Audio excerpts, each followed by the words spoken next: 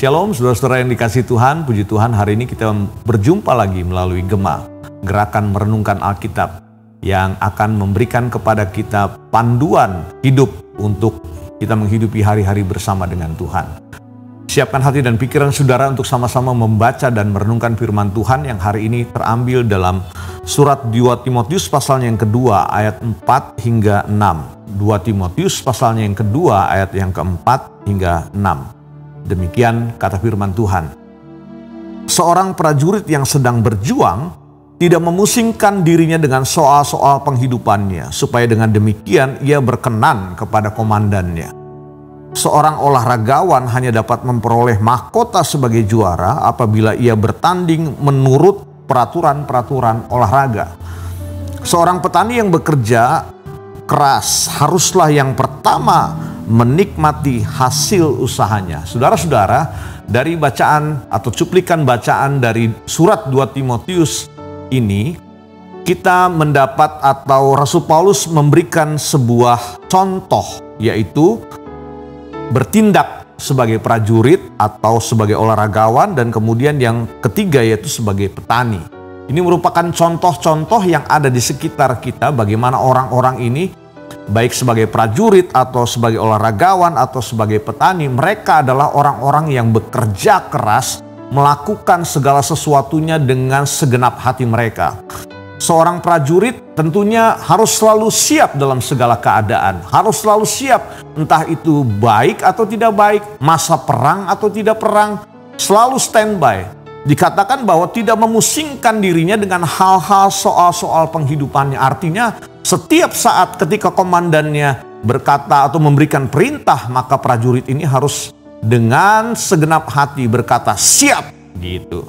Nah, ini yang penting dalam kehidupan kita. Sudahkah kita mempersiapkan diri kita dalam segala keadaan? Ini yang menjadi catatan penting dalam kehidupan kita sebagai anak-anak Tuhan, sebagai orang Kristen. Ada banyak kali kita abai, kita merasa bahwa ya itu bagian pendeta aja lah, yaitu bagian pastor aja lah, itu bagian orang-orang yang melayani Tuhan. Saya sebagai jemaat ya udah syukur datang ke gereja, udah cukup. Ternyata enggak, saudara. Kita perlu menjadi seorang yang dikatakan sebagai prajuritnya Kristus. Nah, kemudian ada contoh yang kedua, dikatakan sebagai seorang olahragawan. Kalau saudara perhatikan para atlet ketika dia mau bertarung dalam sebuah kejuaraan, maka ada sebuah disiplin waktu yang harus ketat dilaksanakan supaya para olahragawan itu satu ketika akan mendapatkan sebuah menang dalam sebuah pertandingan dan menjadi seorang juara yang diagung-agungkan. Bukan hanya dalam skop kecil, lokal, tetapi mungkin juga dalam skop yang besar, dalam internasional atau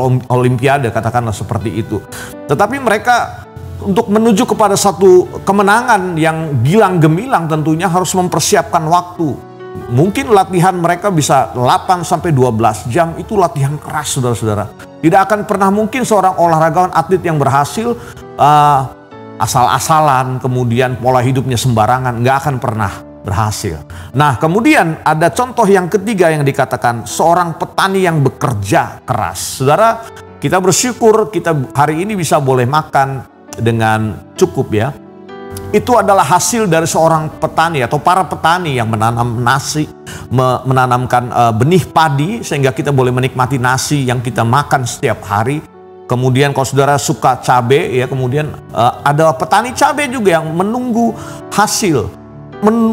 Menunggunya dalam waktu yang cukup lama, saudara-saudara. Mereka harus teliti bagaimana musim itu datang dalam kehidupan mereka. Mereka harus tahu kapan waktunya menanam, kapan waktunya menyiram, kapan waktunya memberi pupuk. Nah, dari ketiga contoh ini kita mengerti bahwa apabila saudara mau melayani, maka saudara dan saya harus berkorban. Kadang-kadang kita harus berkorban perasaan, kita harus berkorban waktu, kita berkorban tenaga. Dan ketiga contoh tadi, dari prajurit, dari olahragawan, dari petani, kita belajar bahwa mereka adalah orang-orang yang melayani dengan berkorban. Kalau mereka saja bisa, masakan kita anak-anak Tuhan yang sudah sekian lama ikut Tuhan tidak mau berkorban, rasanya miris juga ya. Tetapi biarlah hari ini mengingatkan kita bahwa biarlah kita ketika kita melayani Tuhan, kita harus merelakan hati kita. Kita harus memberikan yang terbaik bagi Tuhan. merelakan apa saja yang terbaik dalam hidup kita korbankan untuk Tuhan. Kiranya firman ini menjadi kekuatan bagi hidup kita. Mari kita datang pada Tuhan. Kami bersyukur hari ini kami diingatkan lagi bahwa kami harus belajar dari seorang prajurit yang tidak memusingkan diri dengan hal-hal yang sifatnya individu bagi dirinya sendiri ya Tuhan. Kemudian juga kami diingatkan kepada seorang olahragawan atau atlet yang ingin berjuang meraih kemenangan harus dengan disiplin waktu, menyiapkan waktu dengan sebegitu rupa. Petani yang bekerja keras, yang menyiapkan atau menikmati hasil pertama dari apa yang sudah mereka tanam, perlu waktu yang panjang. Tuhan, biarlah ketiga contoh ini memberikan satu gambaran yang jelas dalam kehidupan kami, supaya kami juga menjadi anak-anak Tuhan yang mau berkorban, yang mau menyiapkan waktu, disiplin dalam segala hal. Kadang itu mungkin sakit dalam kehidupan ini, tapi kami percaya akan ada hasil yang besar yang Tuhan percayakan bagi kami. Terima kasih, tuntun kami, langkah hidup kami sepanjang hari ini. Kiranya Roh Kudus memberikan kekuatan dalam hidup kami. Dalam nama Yesus, haleluya. Amin. Tuhan berkati kita semua.